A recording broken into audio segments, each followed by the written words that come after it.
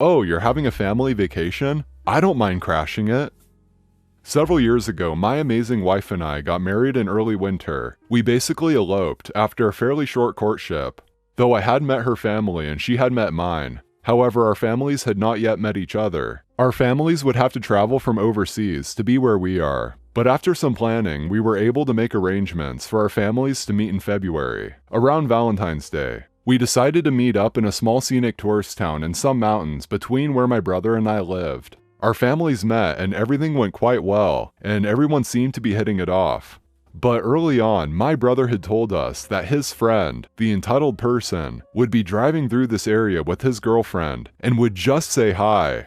Now, I had known entitled person for several years, and while he is generally a friendly guy, he is pretty spoiled and quite entitled. In all honesty, what followed is just one in a series of other stories I have about this guy, and the major reason why I try and avoid him. But I thought he would be fine in a small dose, and I was so happy to have been married that I didn't care. Entitled person and their girlfriend arrive around noon. They congratulate us, say hi to the families, and in general, we have some pleasant conversation for an hour or so as we walk through this town. Eventually, we told entitled person that it was wonderful to see him, but it was time. We were quite hungry and we're gonna start looking for somewhere to grab lunch. He said, "No problem, that sounds great." We all sort of look at each other for a moment before my mom said, "Oh, well, why don't you and your girlfriend join us?" My mom had planned to treat us all for lunch anyway, though she had not counted on entitled person, but it was still a wonderful time. We tried to say goodbye to entitled person again, but he was having none of it. He and his girlfriend walked back to the hotel with us. They were hanging out in the rooms my family was staying in, and we assumed that would be that. Our families met up for our celebratory dinner that my in-laws had wanted to treat us all to, with entitled person and his girlfriend in tow. We said, "Hey, entitled person, this is really just a family dinner for us, so..." To which entitled person replies, "Oh, that's okay. We don't mind." Again, awkward pauses, and my gracious in-laws basically end the silence by inviting them to join us. They proceed to order very expensive meals and drinks while steering conversation towards themselves. Super weird. We split up for the night. My wife and I went for a walk and just kinda laughed at how weird and socially out of touch entitled person and his girlfriend are. But at least we would have 1.5 days without them. Wrong. We wake up the next morning and meet up for breakfast at the hotel's buffet. And who is there? You guessed it. Entitled person and his girlfriend are eating everything under the sun in the hotel. They had stayed in my family's room. Apparently they were scared to drive in the snow that had fallen while they were here. Never mind that about 5 times as much snow had fallen in the morning. And of course they couldn't move on without eating free breakfast. We were going to town to walk around and grab lunch? Perfect. Entitled person and his girlfriend always wanted to eat at this restaurant. Grabbing some dessert? Entitled person wants 2 scoops, please. They stayed with us the entire trip. The number of times they picked up a check? 0. The number of times they paid for themselves? 0. That whole trip they were driving out for in the first place? Never happened.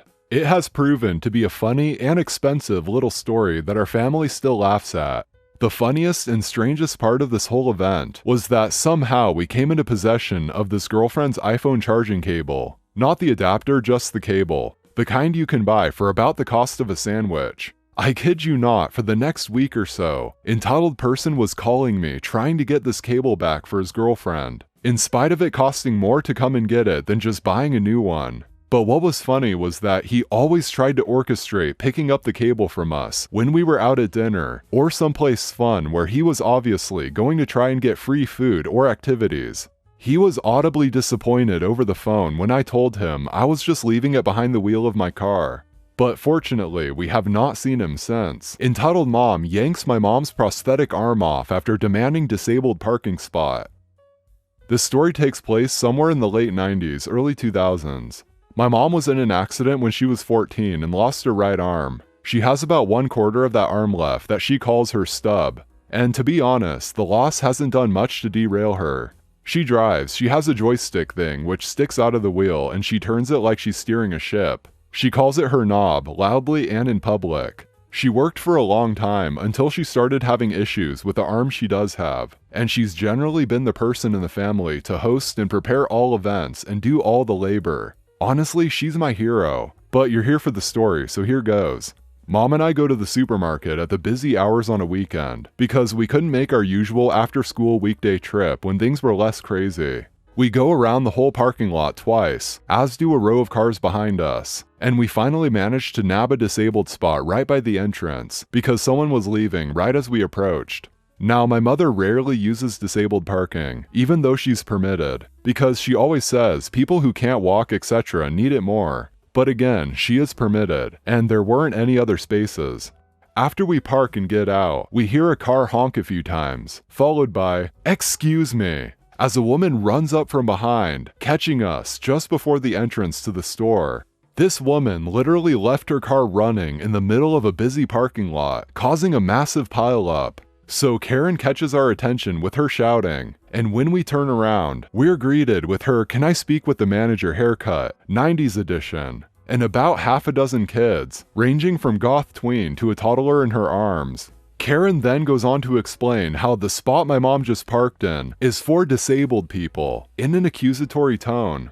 My mom was wearing her prosthetic arm underneath her long-sleeve denim coat. The coat's overly big, so the fingertips of her prosthetic were barely visible. So it was an honest mistake, even though it was a little odd the way she abandoned her car and ran up to us with her entire litter. Still, my mom smiles and proclaims, "Don't worry, I'm allowed to park there," and we turn back around.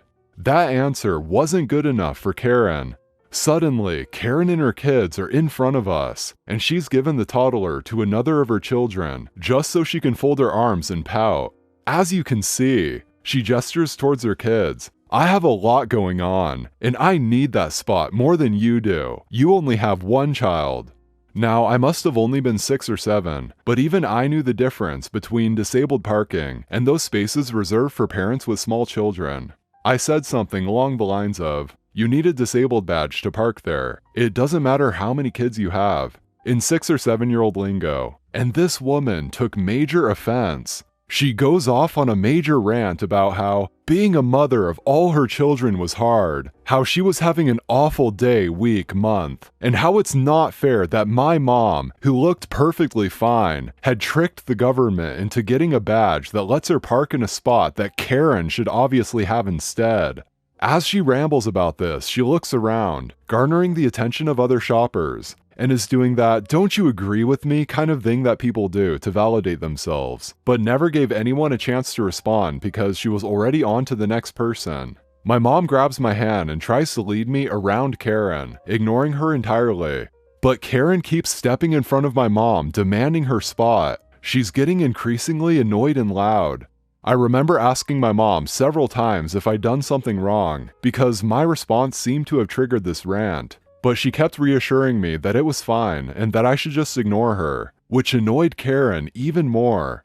This goes on for about 5 minutes, a very long 5 minutes, before my mom finally snaps and says, "I have one arm," silencing Karen mid-sentence. I used to wonder why she didn't just tell Karen the specifics earlier, but as I've grown up, I've come to realize that it wasn't anyone else's business. And I can see why my mom wouldn't want to take her jacket off, which is kind of a chore for her, and pop the prosthetic just to prove something. So we begin to walk around Karen again, but barely make it 5 feet before we hear her go, "BS." What happens next is seared into my brain. Karen storms up to my mother and tries to undress her, the denim jacket, and is just shaking and calling my mother a liar. And my mother goes into full fight to the death mode because physical altercations are obviously more intense and scary for her. She starts scratching, flailing, kicking, and even tries landing a headbutt on Karen. As she does this, one of Karen's children attempt to jump in and help their mom, which leads to me jumping in to help mine, and suddenly I'm brawling with her kids. This couldn't have lasted longer than 30 seconds. It was enough time for people to stop and gather, but not enough time for anyone to react or put a stop to it. I can't imagine what it must have looked like. 2 women in their 30s fighting as their children do the same right next to them. But it all came to a stop when somehow Karen manages to yank my mom's denim jacket from her, and off pops her prosthetic with it, crashing to the ground and resulting in a universal gasp that shook the entire parking lot. Okay, exaggeration, but it was definitely a moment. All that's left on my mom's arm at this point is the suction pad and sharp nail-like hook that slots into the prosthetic. It looks like a blade sticking out of her stub. And without missing a beat, my mom raises it to Karen and in a sarcastic tone goes, "Come on then." I wish I was old enough at the time to realize how hilarious that was. A woman from the crowd that had gathered around us stormed into our little fight circle and picked my mom's arm up and handed it to her, before going off on Karen, who looks smaller than 7-year-old me at that point. People start shouting to get security, etc. Karen rallies her spawn and they all run for her car. I still remember her kids yelling for her to not leave them, because only her oldest could keep up with her running away, as the rest trailed behind. My mom was visibly shaken by the incident, but wanted to save face for me and the crowd that was suddenly hounding us. She insists she's fine, doesn't want the police, doesn't want the fuss, and we go about our shop. When we got to the checkout about 20 to 30 minutes later, a few of the people that had witnessed the whole thing had gathered and insisted they pay for my mom's shop, which she reluctantly accepted. Then they helped us take all the shopping out to the car. And when we get home, my mom tells me she doesn't want me getting into any fights ever again. Then she lets me have way too many donuts. P.S. To clarify, my mom absolutely cannot stand having her one arm restrained in any way. Grabbing her wrist or hand is a huge no-go. It freaks her out and all logic goes out the window. Please don't think too poorly of her getting quick to anger or violence in this situation, because she honestly is the most level-headed and sweetest person in any other circumstance. And answering a frequently asked question, did Karen get arrested? No, the police were never called.